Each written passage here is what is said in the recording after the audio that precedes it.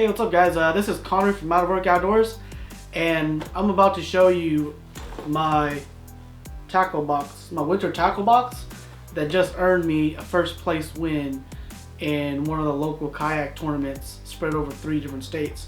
So this is what I did for the winter months. This is the December month 2016, and my tackle box is different from what is stereotypically said on the interwebs.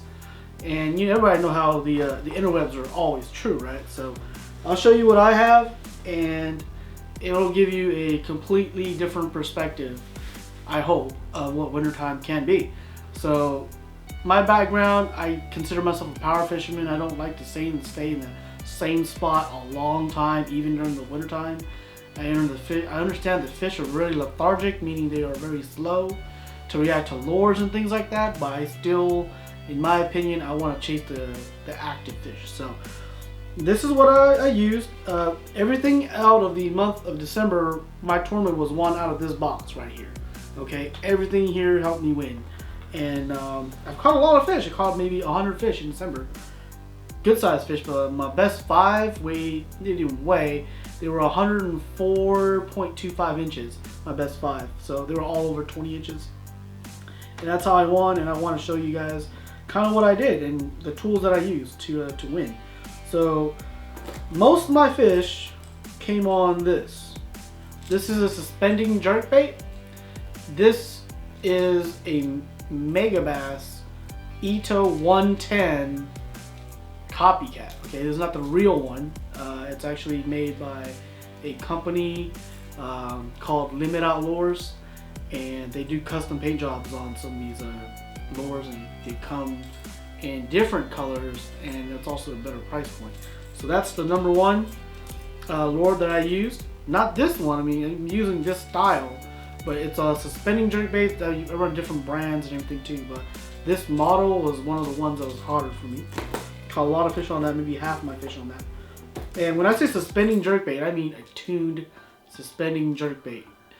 Meaning you go out there, it could be 42-degree water, and when you put it in the water a foot below the surface, it sits. It doesn't rise, it doesn't sink. So there's a lot of tuning involved to get it perfect, and this time of year that's critical. Don't overlook that. Another one that I usually go to is this one. This is the Rapala Glass Shad. This is not the regular balsa one. This is the glass shad. It comes out of the package almost suspending, and all you gotta do is upgrade the hooks a little bit, put a little suspend strip on the bottom, and it pretty much suspends. Okay, so that's another one that I go to. This is like my number 2 lure for that season. So after that, this is one these first 2 and these a lot of people would talk about. And this is a finesse swim bait. This one's actually made by Missile Baits, and it's on, I think, a 1/16 ounce jig head. And you just throw it out there, just bump rock all the way back, and you're gonna get bit on this because that's what the bass eat this time of year. Okay, so fish it real slow wind. Maybe you even want to snap the rod tip a little bit, and you'll get that strike that you've been wanting. And when nothing is working, sun's real high, no wind, high pressure, and you just want to get bit. Say there's a rock pile or some stumps or something in the water, and you know there's fish there. At least your mind tells you there should be some fish there. This has been my go-to lure for the last 6 years, and it's simply a grub shaped like a fish. All right, it's only about 2.5 inches long, and I have it on a basic ball head. Okay, and that needs to be thrown on like a really ultralight rod and reel combo, which we'll talk later if you guys want to know about that. But that is my go-to. And it's also my cleanup bait. Okay, so before I leave an area, I throw that out there, and it always cleans it up. Either you get another small one, or the big one that didn't want to bite everything else will bite that. Okay. And this is probably the one that all the professional anglers know about, but nobody wants to talk about because it makes some good money. But since we don't fish in no professional tour, we'll tell you about it. And this is the Dual Realis Spy Bait. This guy has done so much damage and everybody has kept their mouth shut about this, except for us, because this lure is very, very finesse minnow. I mean, when you reel it through the water, it just basically moves just a hair, but you got these little props on the front and the back that just spin, and all you do is throw it out. It's a chuck and wind bait. Chuck it out, let it sink to your desired depth. It sinks about a foot a second, and then just start as slow as you can. Just wind it back, and when they hit it, you don't really feel a hit. It just kind of loads up, and then you just kind of lean a little bit, and you got them. And that has been a key lure for me in the past month. The dual reality spy bait.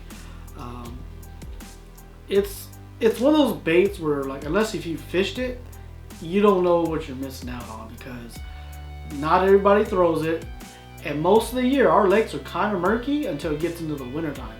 And this bait excels only, in my opinion, only when it's really, really clear. You gotta have that at least 4 feet of visibility or better for this bait to work. And man, I mean, you run into the schools that won't look at anything else, they'll bite this, and that's why this bait is really it's really taken over for me in the last month. I mean, I've had it for a whole year, and I've fished it the whole year, but it really excels in the winter months. It's almost like your shad wraps, you know, excels during the winter months. So I'll leave that one there. And this is one that's very controversial. Now, Alabama rig. This is one of those lures where, once again, it excels in the wintertime. Like, I don't throw it during the summers or springs, but I throw it in the wintertime.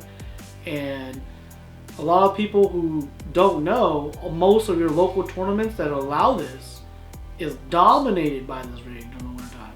During the summers, not so much. But during the winter, if you're not throwing this and the tournament allows for it, it's like if you're not throwing it, you're not gonna win. So that's how good this rig is. And I mean, you can rig it any way you want. You can have 5 swim baits on there. You got 5 spinner baits on there. You can have 5 jigs on there. I mean, use your imagination, okay? But that's how I've been doing this winter, and those are my go-to lures, okay? I don't include jigs because I hate jig fishing, and I don't include worms because I'm still new about the worms. But by winning a tournament, that kind of proves to you that my theory had worked at least once. So I hope that helps you guys out. And if you agree, disagree, let me know. If you guys think I need to add something else to this, let me know as well. All right? Thanks for watching, guys.